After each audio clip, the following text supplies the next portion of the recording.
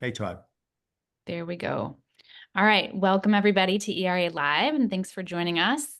Our guest speaker today is Sam Richter, an ERA favorite who many of you are familiar with.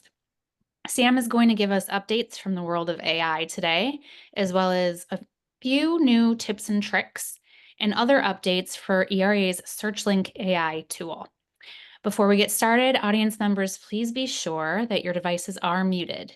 If you would like to ask a question, please type your question in the chat box and we will try our best to get to your questions as time allows. This session is being recorded. We will post the recording on the ERA website and our YouTube channel within 24 hours. Walter Tobin, ERA's CEO, will now get the session started. So Walter, take it away. Thank you, Claire. We are once again thrilled and honored to have Sam on our ERA Live sessions. Sam is really widely recognized in our industry as an expert on everything revolving artificial intelligence. Sam is a multi-year past speaker at the ERA conference.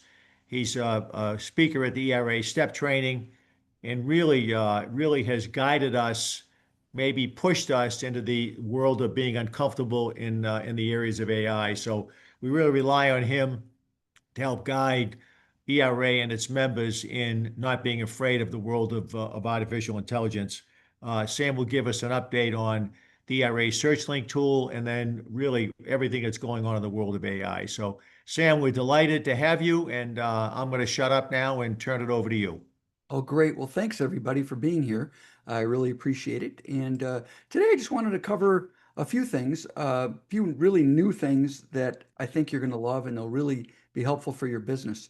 A couple of them is that the landscape is evolving all the time. And so if you recall from the past couple of times I've been with you at the conference, let me just move this screen a little bit. I talked a lot about ChatGPT. Well, a lot of the features that I've always focused on in ChatGPT in terms of the advanced features are now also available in particular in Perplexity and in Claude. And some of those advanced features include the ability to create your own GPTs, which is really important because that's where the power of everything comes in. So I focus on a concept that I call AI mindset shift. And really a double entendre. We all need to have a mindset shift because as we know, this technology's not going away. It's only growing faster.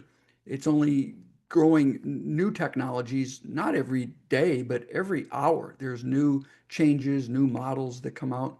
So it's really important that we embrace this technology for our businesses to really create efficiencies and even help us do things that were previously not even available. So the mindset shift is an acronym. Shift is the acronym. So S stands for simplifying work or simplifying workflows.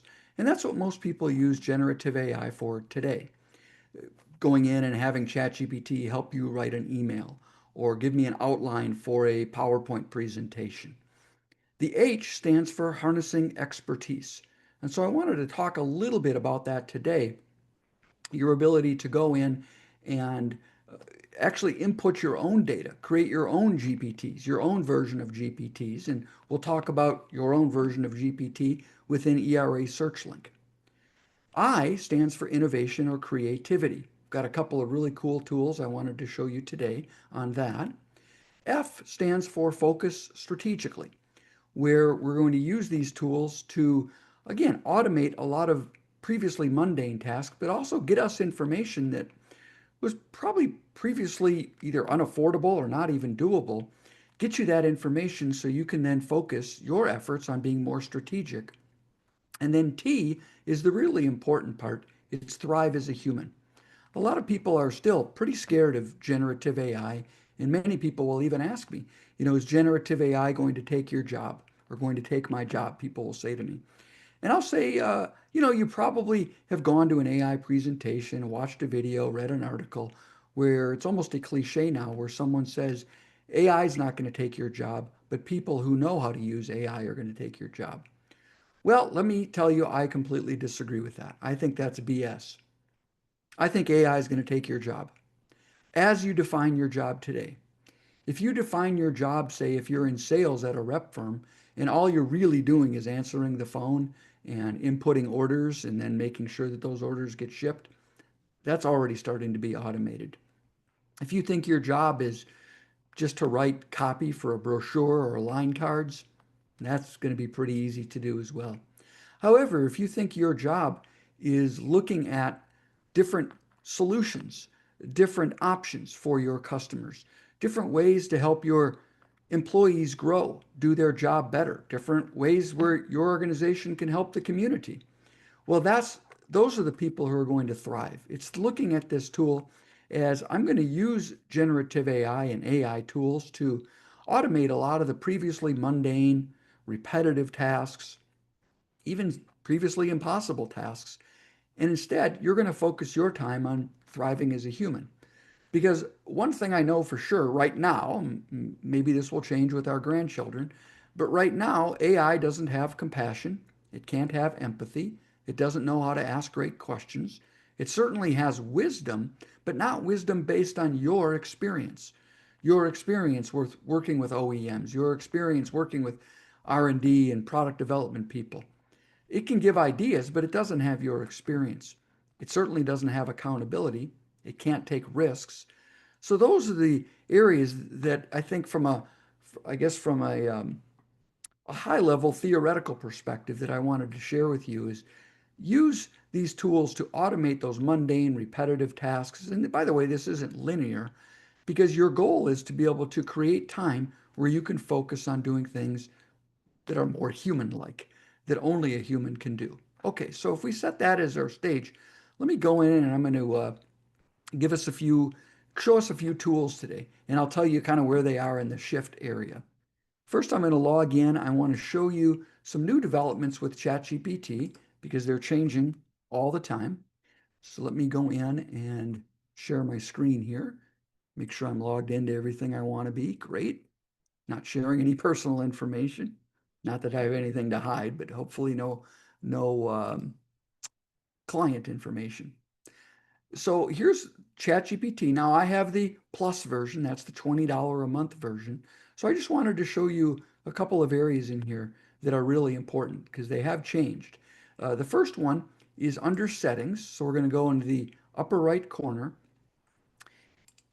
One of the things that's really important is that and I'm going to move this out of my camera view, so apologize if I'm not staring straight into the camera. But there are now a lot of ways to personalize your experience with ChatGPT. The first one is your ability to archive chats. I don't have any, but you can. You can go in there and archive chats so they're saved. Now I'll show you what I do instead of archiving. You can archive all chats, so that means that they're kind of removed off of your library, but they're still in the system, so you can access them at a later time. You can delete all of your chats and show follow-up suggestions in chats. So those are kind of all new system, dark light. Now, personalization is where it gets pretty interesting. So custom instructions, I've talked about this at my programs, but this is really important. You don't have to do your nickname. What should it call you? What do you do? But what traits should ChatGPT have? And so this is where you're going to go in here and you're going to spend some time talking to ChatGPT. And I'll show you how to do that with creating a custom instructions. But you want to paste in information. This is how you want your information delivered. So for example, you can see I want my information. Let me see if I can zoom in a little bit more here so you can see it better. Respond professionally, use humor where appropriate, statistics, quotes, use headings, subheaders, use tables, those sorts of things. And then down here, anything else that ChatGPT should know about you. This is basically your biography. And then you can do advanced, you can turn these on or off, whatever you want. I keep them all on. And then I enable this for new chats. Now, what does this do? That means anytime I'm using ChatGPT, in terms of writing a persona, and we can go through that again, and giving good information into ChatGPT, I don't have to do that anytime. It already knows how I want my information delivered. It already knows who I am. Now, as I joke in my session, if I'm writing a love letter to my wife, I turn this off. And then I'll go back in and use ChatGPT because I don't want my wife to get a love letter from this guy right here. I want her to get a love letter from her husband. But when I'm doing something professionally for work, I'll go in and turn that on. So the ability to personalize custom instructions. Memory, now as you see, my memory is completely off, but what you can do is you can also turn on memory and then reference your chat history. So this stays internally. It's not shared with ChatGPT. Well, it's not shared as part of their training data. Is it in ChatGPT system somewhere? I suppose it is. But what this will allow you to do when you turn on saved memories is it gets smarter over time. So the more you use ChatGPT in combination with your custom instructions, it really gets to know you. Now, this usually is on by default. So unless you've gone in and turned it off, it's probably on. You can go in and check it. What's pretty cool is after you have this on for about 1 month, 2 months, go in and just do this is kind of a side note, go into ChatGPT and say, hey, ChatGPT, based on all the information I've entered into ChatGPT, tell me what you know about me. And it'll write you a story about you based on how you interact with ChatGPT. Again, I haven't done this personally because I keep it turned off. But those who I know who have done it, some of them have come away crying in tears, happy tears, and some of them were like, oh my goodness, I didn't know I was that way. Now, the reason I keep this off is I use ChatGPT for so many different things, especially when I'm customizing my keynote presentations. It's going to be different every time. So I don't want it to learn. I want it to give me an original response every time when I'm customizing a presentation. That's why I happen to leave it off. You can go in here as well. If you do choose to leave it on, you can click on the manage memories and you can go in and delete the things that you don't want. It'll show all the different memories it has, and then you can delete the ones that you don't want in there. The next one is data controls. And this is really important. As I've talked about in the past, ChatGPT and all the systems, Gemini, Copilot, they understand that data privacy is a huge issue. And they understand that the only way they're going to make money is if all of you start using these tools for your company, getting the paid version. And they also understand that the only way you're going to do that is if you feel comfortable that your data is not being used as part of the training. So one of the things you'll want to do, I believe this is on by default. So you'll want to go in and let me again walk you through where that is, because this is pretty important. Upper right-hand corner, under settings, data controls, and then turn it off. So improve the model for everyone means that everything you type in here will be used as part of their training to make their version of ChatGPT smarter over time, not your version. And again, I want to delineate here, your version, that's memory. That's something different. That's under personalization.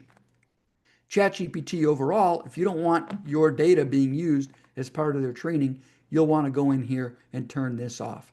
And also turn it off for audio recordings and any video recordings that you do.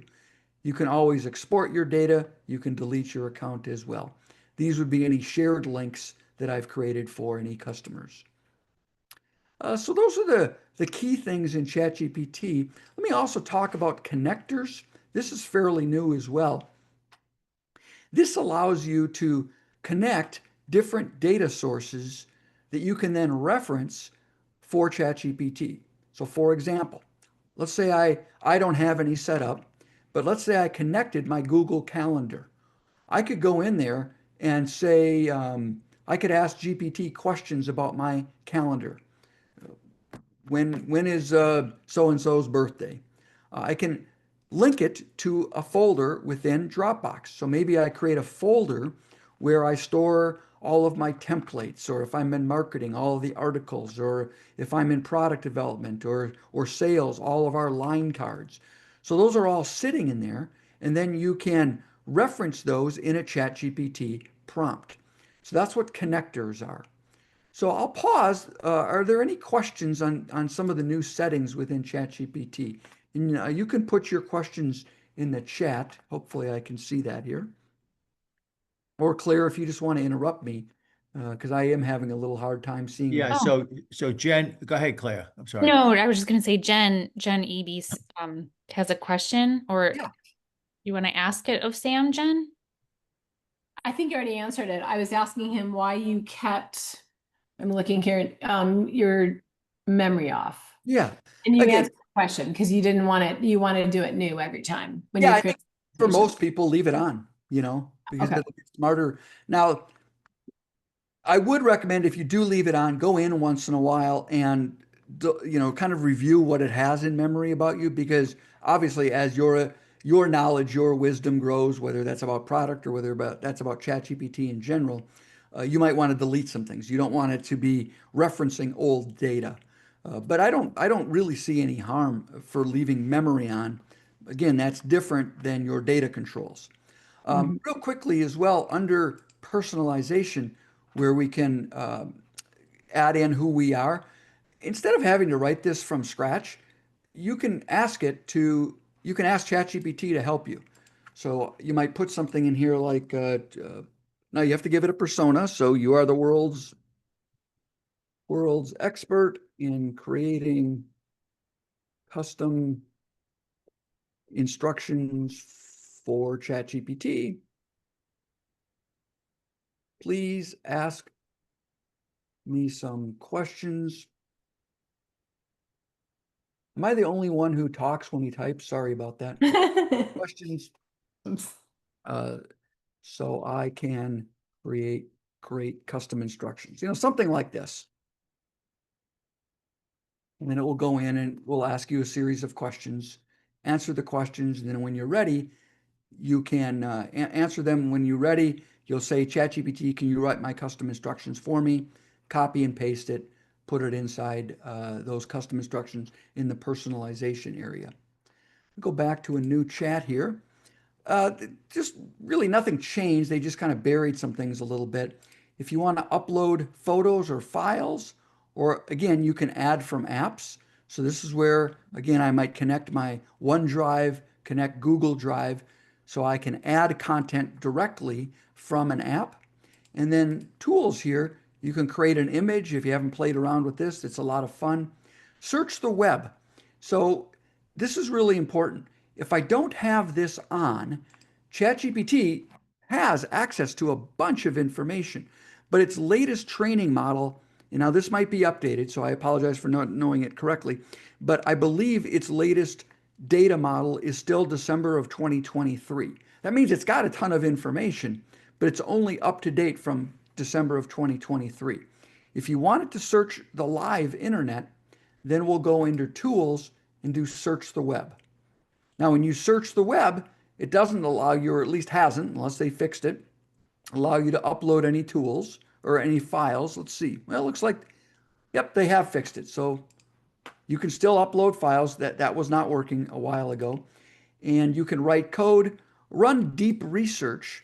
Deep research it takes a lot longer than generative AI, but what it allows you to do is actually create a research report. So give me a detailed report on EV batteries.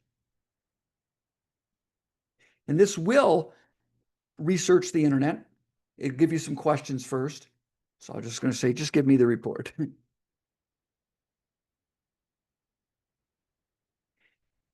And you can see it working. And you can see, and Gemini does this, Claude does this, Perplexity does it really well. I'm starting to use, I was using Perplexity for deep research. I'm starting to use Google because I think it's doing a better job. So this takes a while, but it'll write a very detailed research report. Now, when would you use this? Maybe you're entering a new market. Maybe you're looking at a business plan, a marketing plan. So again, like I said, it does take a while. It can take up to a half an hour for it to write a really good prompt, or excuse me, a really good research report. So that's ChatGPT. Let me show you real quickly some of the new things in Gemini. Hey, Claire, do we have any questions on the chat, Claire? For Yeah, Sam, we have a few on this more. section? Yeah, please. Sure. Les Ginther asks, would you share the text of your traits? It would be a good starting point for us. Yeah, actually, they're in my presentation. I can show them. You know what I can do is put them, let me stop sharing my screen and I'll put them in the chat so you can see them. Again, you'll want to customize them for you, of course. So these are the traits that I like. And then again, you can see how I tell it about me. Obviously, you'll want to change it for you. Sam, can you show the tools again? Because I got the same pay, but I didn't see the deep learning one. Yeah, so under tools, let me go back, share my screen here.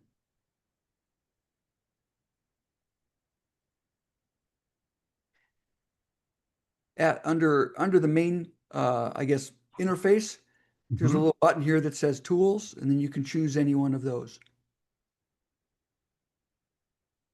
Yes, I don't see deep research. I guess that's interesting. Yeah, you might, well, are you using ChatGPT 4.0 model? I'm using 4.0. Yep, that's the right one. So, are you on this, the plus plan? Yes, I Oh, am. that's odd. Yeah, I don't know. Maybe you just might need to refresh the page or something, but it should be there. Again, that one I can't tell you why it's not happening. There are other models. Is that just research? Because mine shows a little differently. Yeah, no, deep research. This is different over here. So this should be what everybody sees. Again, I'm not Yep. sure why you're not seeing. Are you on a Mac or PC? I'm on a PC. Yeah, I don't know why. The other really good model that's come out is ChatGPT 4.5. This is kind of a preview, but this one is scary good.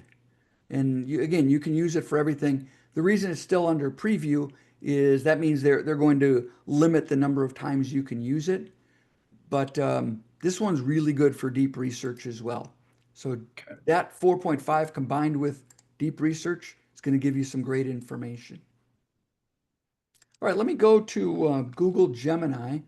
Got to grab it again here.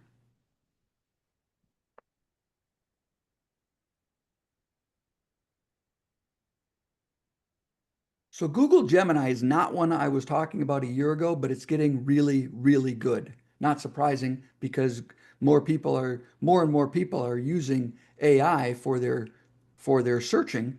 And so Google needs to figure out how they're going to win this AI race, otherwise they're going to be in big trouble.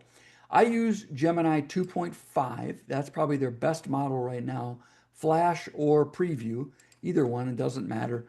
But their deep research, which is down here, let me make my screen a little bit bigger, which is down here, I find that this is even better than ChatGPT's deep research and probably better than Perplexity, although other people will argue with me on that. You can also upload files, so your own files, your own documents, and then it can use those documents as part of deep research. Just want to go through the settings here. Here we are. So under settings, again, same type of thing. Your saved info, you'll want to go here and kind of review what these different settings are. I'm trying to find, looks like they moved it, the ability to activity. So you can go in here and here's all the different types of activities. So again, you can delete these. This is basically its version of memory. And then Perplexity is another one that I use. Perplexity isn't really its own model. It actually leverages a number of different models. When I say models, that means like ChatGPT, Gemini. But where Perplexity thrives is it actually researches the internet. So I can go in here and I can say, tell me about EV batteries. Again, this is a bad prompt. I should do my persona. Just want to shorten it here. But what's nice about this is it gives you the sources. So it show you images. These are the sources that it used for its answer. And then if there's anything related to tasks, you can do that as well. So a lot of people like Perplexity because unlike ChatGPT, where you have to click on that button that says search the internet, search the web, Perplexity already does that. Sam, can you scoot your screen over? It looks like we only see the share, or at least on my PC, I only see the share. Oh, that's odd, because you should be seeing everything. So let me try it again.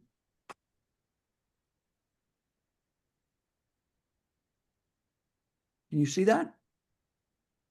There you go. Thank Okay, you. Yep. sorry about that. A couple of new things in here is they've added Discover. So again, Perplexity is really trying to, I don't know, maybe be the new AI version of AOL, but this is pretty neat. It's almost like a news source. And then Spaces, this is pretty cool. I talked about at a conference the ability to create custom GPTs. This is Perplexity's ability to create custom GPTs. What's nice about this, they also have this in ChatGPT, the ChatGPT store, but they've got all these templates that are already created. So you can go and play a little bit with these templates. So for example, social post generator. And because this is searching the internet real time, you can ask it to go in here and ask it anything, write a LinkedIn post, write a Twitter post or whatever they call it now, X or Instagram, and it will do those things for you. Their deep research is right here. Like I said, it's really good. This one I kind of go back and forth with Google Gemini on which one I like better. And these are different labs. Labs are kind of fun if you just want to play around to see what they're up to. Let's see if I can hover over that. So those are the main changes in the core models. The next tool I wanted to show you is a Google product. I talked about this at the conferences, but it's getting better and better and better. What this allows you to do is not only create an interactive podcast on anything, you will also create guides and manuals and those sorts of things that you can use prior to a sales call. So how would you use this? Let's say you get a really technical manual or a line card. You can upload the line card into here, and in just a few minutes, it will create an entire podcast.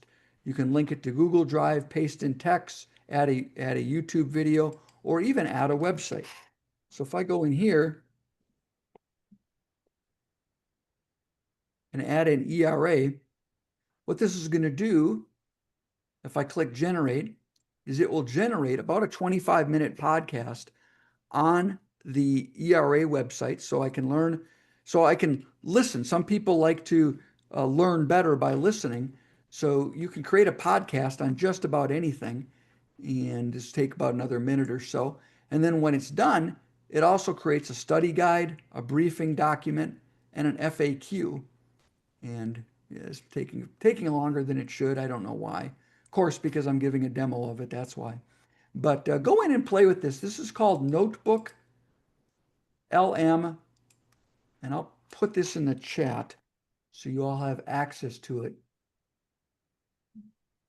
But it's scary good. Let me put that in here. Want to remind everybody that this session right now is being recorded, so you'll be able to look at this session after we post it on ERA. So a lot of great stuff, Sam. Thank you. I'm gonna mute myself again. Yeah, it's still generating it, but sorry about that. It's one of the what is it, Murphy's Law? Maybe this is Zoom law. Anytime I give a demo, what I want to work well, work slowly. So, okay. So that is Google LLM. It's again really, really cool. Give it a try, and I think you'll see why I'm excited about it. All right, let's talk about SearchLink.ai. This is a product that's available only to ERA members. It's not part of the regular membership, and maybe Claire or Walter, if you want to talk later on how people can get access to it. It's not only available to you, but it's also available to all the employees at member companies. So you'll know when you log in, when you log into ERA, then you'll go to, let me go to the home page so you can see where it is. Just go to ERA search link.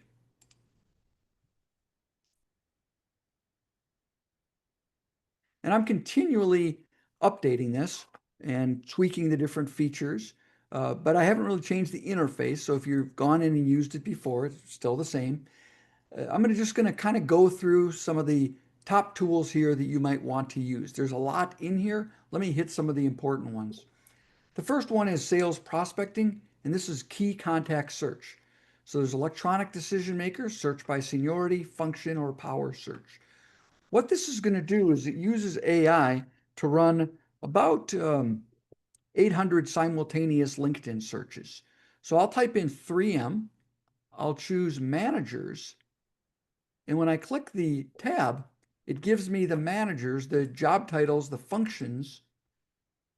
All these folks are managers of the functions we might care about. So who are managers of manufacturing engineering, managers of quality engineering, component engineering. Click on any one of these and it will pull up their LinkedIn profile. And then I will show you how to find contact information when you're on someone's LinkedIn profile.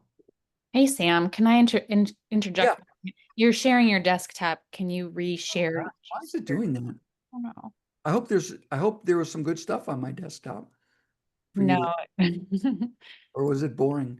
couldn't really see that much, but Sorry. So what I'll do is, Claire, if you want to send this to me, I'll edit it out. Let me start the search link. So can you all see that? yes. Okay, I'm gonna start the whole search link over again, just to make sure you all see it. And Claire, if you want to edit it or I can edit it, that's fine. Yep. All right. So you'll find search link on the main navigation here. You just do access ERA SearchLink.ai.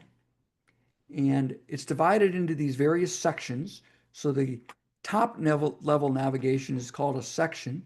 And then underneath each one of these is a feature.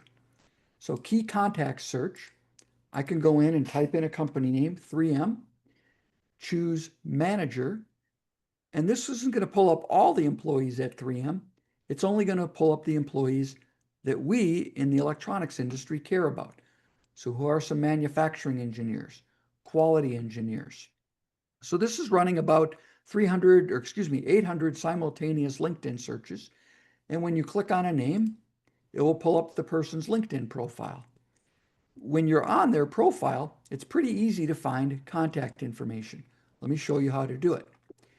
You'll see way up in my top of my browser here, a little green frog. That's called the Lead Leaper plugin. I'll show you how to install it.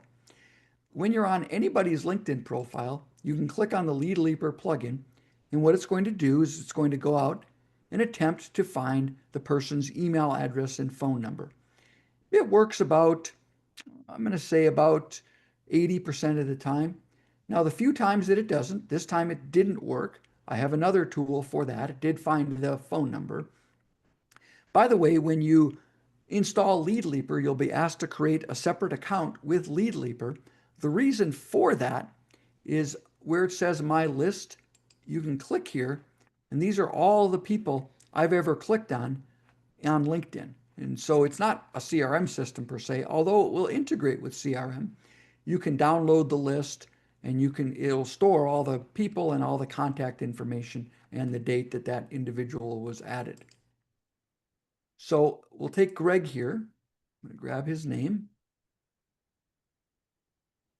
Let me show you the other way to find contact information. Under contact information, there's email, phone, and address. We just put in the person's name, put in the company name. Now this is using generative AI to search hundreds of thousands, possibly millions of membership directories, attendee lists, to see if it can find a verified email address. If it can't find a verified email address, what it's going to do is use a mathematical algorithm that I built. So if you recall from my presentations, generative AI is all about probabilities and predictions. So there's a mathematical algorithm that's going to make a prediction on what it believes Greg's email is. And so it says this is the most likely one, 90% chance, but it also could be either one of these two. Just an FYI, when I email folks, if I'm not getting the exact verified one, I'll put this one in the to line and these other two in the BCC line of my email. Usually one of them gets through, the other two I'll get a bounce back on. For that Lead Leaper, that's that little frog I showed up here. You'll find that under the Contact Inflow plugin. So under the Contact Information section, Contact Info plugin. Watch this 2-minute video. It will tell you how to correctly install it. It's just a browser plugin. So if you have a browser and plugin installs just like that. And then to install it, click the Install Lead Leaper button. For everyone on your team, so it's not per company, it's per individual, that gets you 200 emails every single month. And then, of course, the email, phone, and address finder, this is unlimited. You're not going to use 200 a month. I haven't even come close to that, but that's what you get. So that's under sales prospecting. We can cover some of these other if we have time. Contact information. I'm going to pop over to GPT tools. The first one is ERA GPT. So think of this as a custom version of ChatGPT. However, so G is generative, meaning it creates something new every time. P is pre-training, meaning the resources that it uses to provide an answer, what are those? So for example, ChatGPT, it's estimated, gets to about 4% of what Google gets to. What this does is it's looking at millions of data sources that I've helped select. I didn't go in and manually plug in a million of them, but select related to best practices on running a business. And then with Walter and Claire's and the team's help at ERA, it's also trained on best practices for the electronics representative industry. So it already knows that you work in the industry. Now, this is also a little bit different than ChatGPT in that it's designed to be more of a business coach. When you're working with a coach, the coach asks you questions. So this will do that. So it will give an answer if it can. What is the market for electronic products in Bolivia? It will give you an answer. But on a more complex question, like I need help with a trade show idea. It's already going to know that you're part of the industry. So it's going to ask you questions and answer questions through that lens. So again, think of it as a custom version of ChatGPT. You can click on the little paperclip there, upload documents. So what is the goal of the show? So I'll say goal is engagement and leads. Audience is OEMs. No theme. Suggest one. And now it might ask for more questions about our company, or it might just give us some ideas here. But again, the ideas it's going to give, it knows that we're in the electronics representative industry, so it's going to answer it through that lens.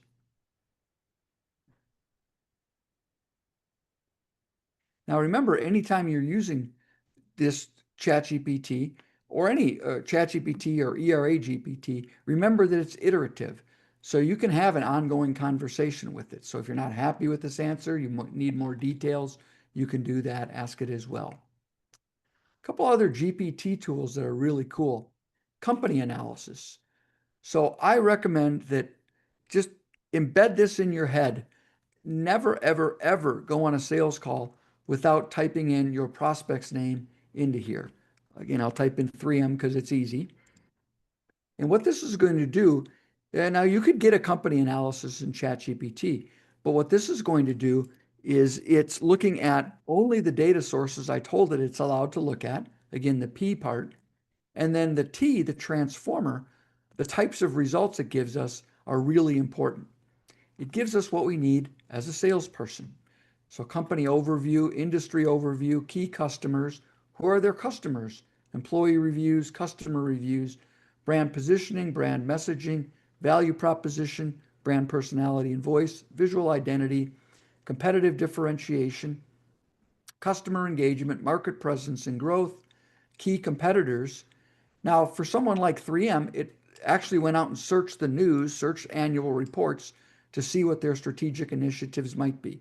For your company, if they're not publicly listed, it will look at companies like yours and say, and basically guess, it's a probability and prediction, and says, well, this is what their strategic initiatives probably ought to be. And then it uses a probability and prediction model to also build a SWOT analysis. And then what's really important is this part. So you're going to go meet with 3M. That's what you ought to talk about, how to approach and communicate them. So 5 minutes before any meeting, 2 minutes before any Zoom call, go learn about the company. Industry is same thing. Now, we talked about deep research. Deep research is really used more for when you're creating a business plan. This is really good for sales or maybe a marketing plan. And we'll type in EV battery. And again, the P, the pre-training, it's looking at the few 100,000 sources, or not the 100,000, few thousand sources I told it it's allowed to look at related to industry information. And then the transformer is giving us information in the way that if we're in sales, if we're in marketing, that we want it. The other nice thing with this is it's trained to always cite its sources. So again, if you're going to use this for a proposal, a plan, whatever it might be, you'll be able to click on anything in blue and access the source of the information. As you can see, it's pretty extensive. And in both the company, industry, and the next one I'll show you, the personal analysis, it will go through here. Still working. And if you'd like, it will create a PDF file for you. So if you need to print this, just type in PDF, please, and it will create a PDF file for you. And then the last one, now you're not going to use this every time you're going on a sales call, but let's say you're going on a sales call to a really important prospect, or maybe you're looking to hire a vice president at your company. A personal analysis, again, it's a probability and prediction model. Walter, may I use you, please? So Walter Tobin. This is going to, again, the P, it's going to look at thousands and thousands of data sources to find information about Walter. And then what it's going to do is the transformer, using probabilities and predictions, are going to basically use math to figure out what Walter's personality profile is.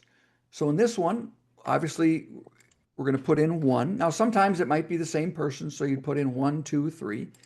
But this time it's 1.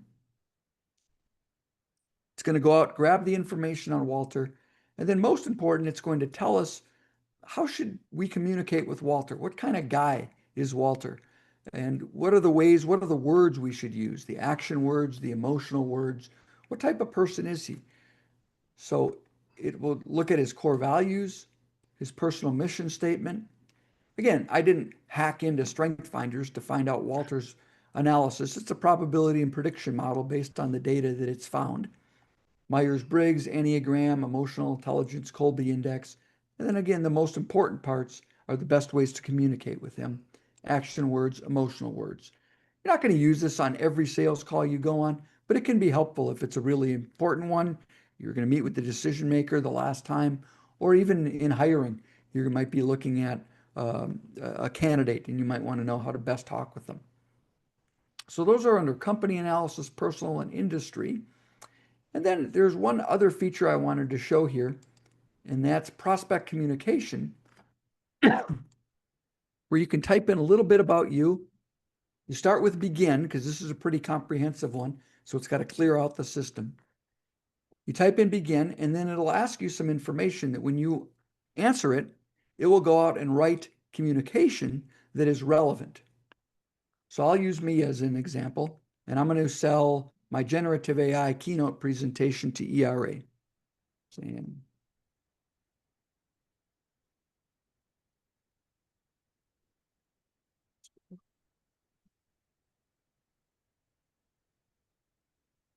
Org.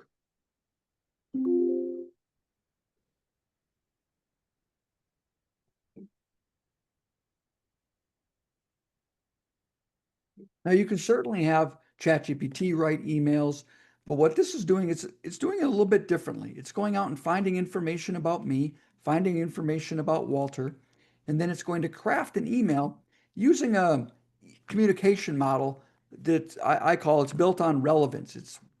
I can give you it's based on the them, us, fit, proof model, but it's based on relevance. So how do we find something about ERA? How do we find something about me that's relevant? Now, I'm not going to use this verbatim. I'll copy it. I'll go in and change some words around. Again, this is iterative, so you can go in and you can enter in additional information. You can ask it to refine the first paragraph. rewrite it, put in more features and benefits as bullet points. But it's a good starting point on how you might write a relevant email to somebody. So any questions at all? Oh, I'm going to answer one before you ask it, because I know you're probably going to ask it. On all the GPT tools, these are using what's called the API for ChatGPT. It's a technical thing, but what it means, why is that important, is none of the data you put in here is used as part of ChatGPT's training. So if you upload something, if you ask it a question, it all stays within this environment. Now, it's not even used as the training, so no other ERA members can see it as well. You can't even see it. It has no memory. So unlike ChatGPT, this has no memory, and it's not saving anything that you input, and it's not using anything that you input as part of its training. So we have about 15 minutes left for questions. I don't know, Claire, if you wanted to read any to me, and they can be about SearchLink, or it can be about anything related to generative AI. Yeah, we have, I think, one on SearchLink, and the rest were about previous programs. I want to clarify, Mike, in the chat, is there a limit on how many companies we can search? I think he was asking about the company analysis. No, you can search as many as you'd like. Okay. And then the lead leaper, there is a limit, but it's... But that's only for email addresses. Lead Leaper will give you 200 emails, but there's no limit to the email address in Phone Finder. So this is the one, it takes a little bit longer than Lead Leaper. Lead Leaper is the green frog that only works when you're on someone's LinkedIn profile. You don't have to be on anybody's LinkedIn profile for this to work. Okay. Claire, we have a question from Graham. Graham, do you want to unmute? Yeah, thanks, Walter. Hey, Sam, really interesting listening to you, and good to see you again. I was really curious about your thoughts on, go back to the Google Notebook LLM. Google LLM, sure. I played with that a little bit. There's a tool, there's a function in there, I think, which is just amazing. You can load a blog, an article, anything into the podcast creator. It's called something like Audio Overview or something like that. You know the one? Yep. I haven't looked at it in a few months. Have you seen any updates on that? Because it just keeps getting better. Yeah, it just keeps getting better. So I'm going to go in. I'm going to find. I'll show. I'm going to take. I'll take this blog post that I wrote. I'll just copy it.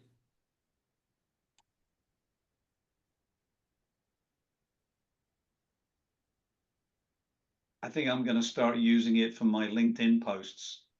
I'm just going to add an audio option to all of the text. Yeah, it's pretty cool.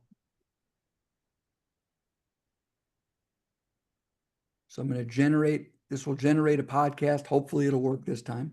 And then when it's done, it could, like I said, it creates a study guide, a briefing document, timeline document, FAQ, does all sorts of things. This is the audio overview that Graham is talking about. So I can, again, it's doing its thing. Let's see if audio overview will work. Yeah, it still needs to read it. I don't know why it's slow today, but it is. But that's where you would do it. So yeah, go in and play with this. It's really cool. Okay. All right. Dave Foster had a question up in the chat. There are a lot of AI classes out there. Do you recommend any, or is most of this intuitive? Let me give you the one that I think is the best. In terms of, I just wrote an email on this, so I'm going to look at my email folder, so forgive me for a second. The best one is, where to go?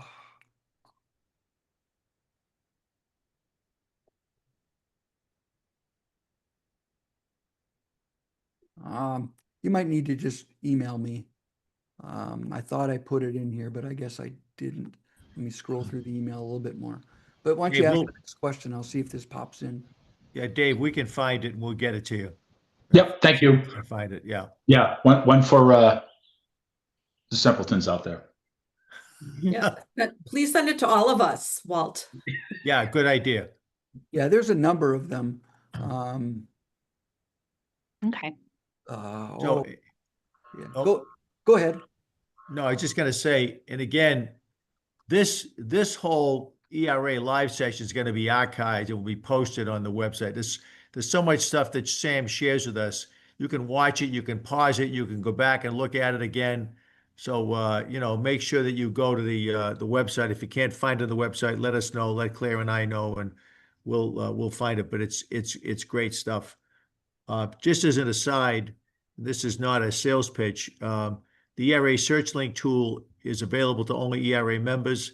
It's an additional subscription of $500 for each company. We allow up to 20 users per year. So it's $25 a year per person. It's almost free.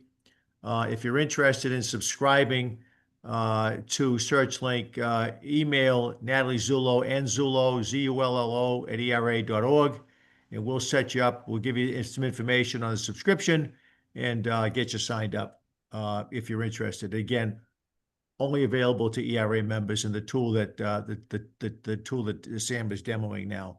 Did you find it, Sam? I'm trying to stall for you. I can't. So I'll get you it in an email and then you can share it with everybody. There are a couple of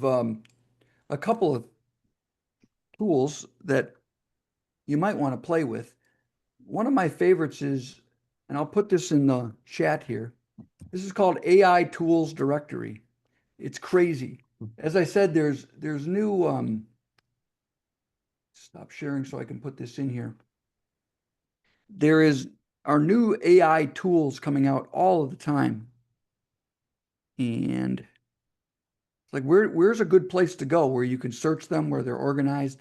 So AI Tools Directory is probably the best one I know of where you can go in and there's honestly, there's a tool for anything you can think of.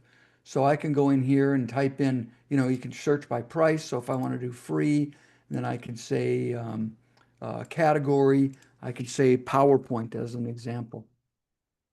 And it'll give me, I guess nothing showed up, so that's free. So here are some PowerPoint tools that you can use.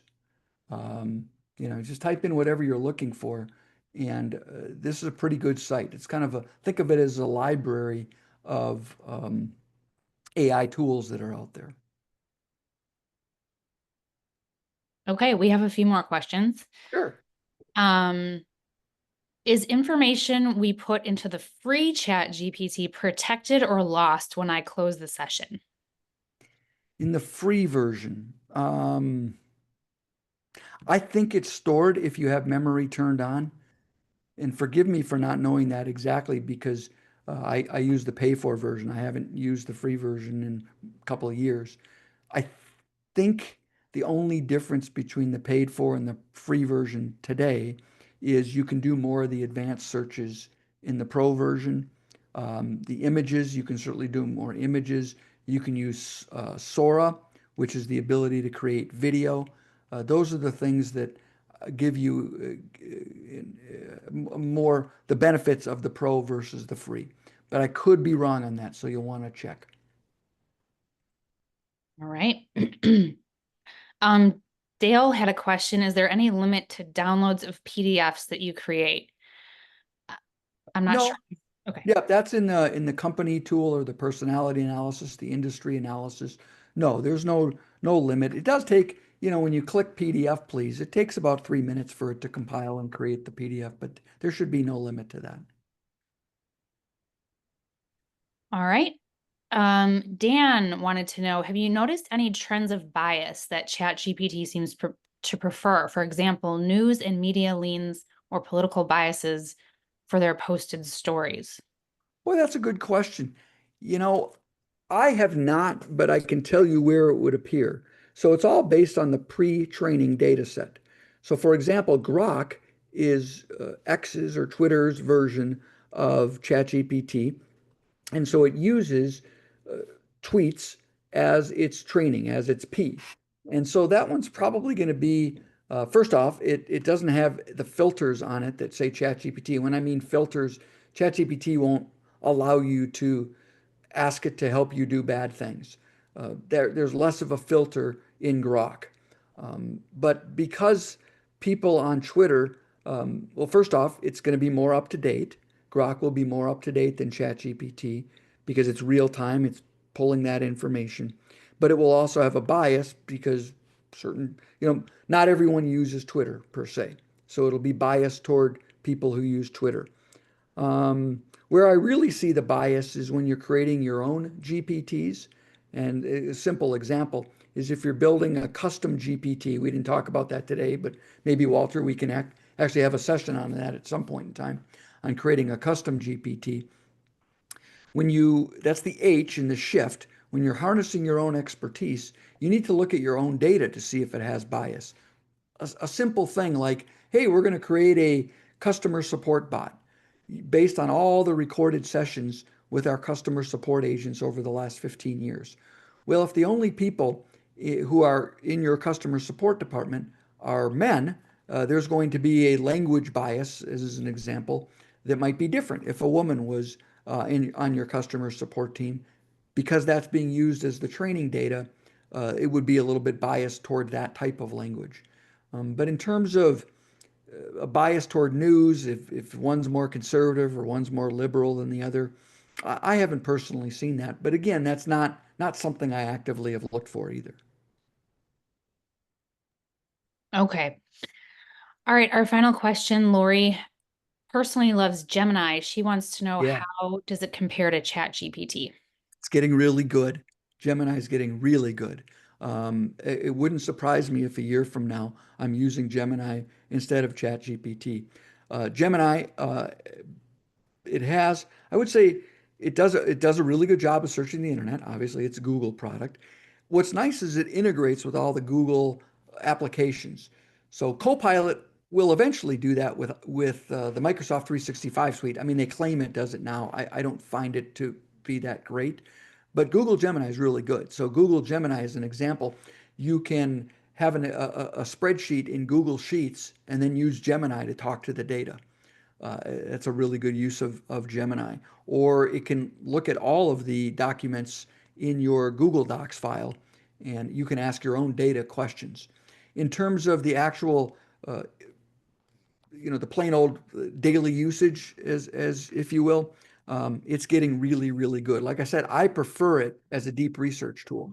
I kind of go back and forth with Perplexity and Google Gemini on deep research. For coding, for software coding, I still use Claude.ai. Writing is still pretty good in Claude. The reality is you might want to I have subscriptions to all of them because what you'll find is different ones are better at different functions. And oftentimes when I'm writing something, I might write it in Claude and then I'll go ask ChatGPT's opinion of what I wrote in Claude. And then I'll go through and I'll edit it. I'll put my own voice in it. Then I'll go into Gemini and I'll say, make sure that this is grammatically correct. So I'll use a bunch of different models. All right. Is that it for questions? Walter, do you want to wrap it up? Oh, We're at the hour. I'm in AI overload right now, as I usually end these sessions.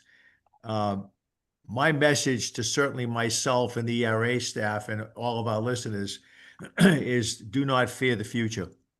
Correct. It's here. We've been talking about AI for 5 years at our conference. Some of us, including yours truly, are still a little afraid of it. Sam can guide you. ERA can guide you. ERA SearchLink tool. I use it. I know how to use it. It's a pretty intuitive tool. Again, if you're interested, again, we're not trying to sell you anything on this call, but it can really help you enter the world of AI. It can guide you on the website. You can see a couple of tutorials on how to use it. We'll post this video on the website to make you less afraid of the future. And also, I know that Sam is a recognized resource of ERA. If any of you might be interested in reaching out to Sam and engage with him privately outside the purview of ERA, certainly, Sam, if you could post your contact information, phone number, email, password to your ATM account, etc. And you reach out to Sam, and if Sam is certainly available to to consult with you again on a basis that you and he can work out. But he is our Nostradamus, will guide us, has guided us, and will guide you. So once again, Sam, just a masterful job. And Thank you. And Walter, I found it. That was the screen I was looking at. So I found it's called rundown.ai/ai.university. I put that in the chat. oh, perfect. So I subscribe to their newsletter, the Rundown AI newsletter, rundown.ai newsletter. In my opinion, there's so many out there. In my opinion, it's the best. It gives you new tools every day. It gives you a prompt that you might want to try.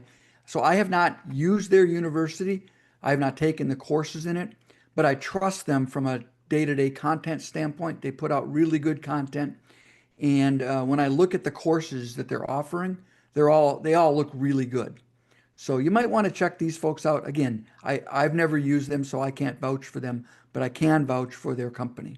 That's plenty of homework for Dave Foster, if Dave's still on. So Dave, get ready, burn the midnight oil. Thank you so much for that, Walter. Appreciate you. Thank you. So, Sam, any final words of wisdom? No, I think just the big thing is remember that we're all in this together in the sense of, and what I mean by that is we're all learning every day. No one knows everything. Not even the people who invented it know everything. There are new tools that are coming out every day. And I would just encourage you, as I said, probably the most important thing you can do at your company is find people that this is part of their passion and actually make it part of their salary. Just say, hey, you know what? We want you to spend 5 hours a week just going to take Rundown University courses or subscribe to the Rundown University newsletter, try different tools.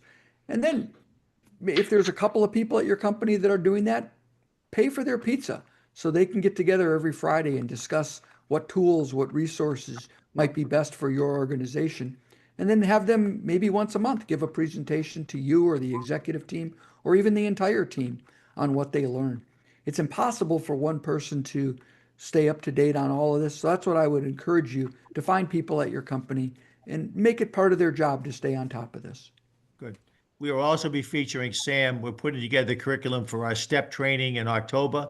Sam will be facilitating one of the 9 sessions. So look for an email from Claire on the STEP training. Claire, I'll turn it back to you. Thanks, everybody. Again, another sellout crowd, Sam, and I appreciate your support and your guidance. Thank you very much. Claire? All right. Yes, Thanks, thanks, Walter, and thank you, Sam. The session was recorded. It will be posted on our website and our YouTube channel within the next 24 hours. The next ERA Live will take place on Tuesday, July 22nd at 4 p.m. Eastern. It will feature another ERA favorite, Dennis Reed from Edgewater Research, who will give us a mid-year economic update. So we hope to see you there. Thanks, everybody. Thanks, Thanks, everyone. Thanks, Sam. Thanks. Thank you.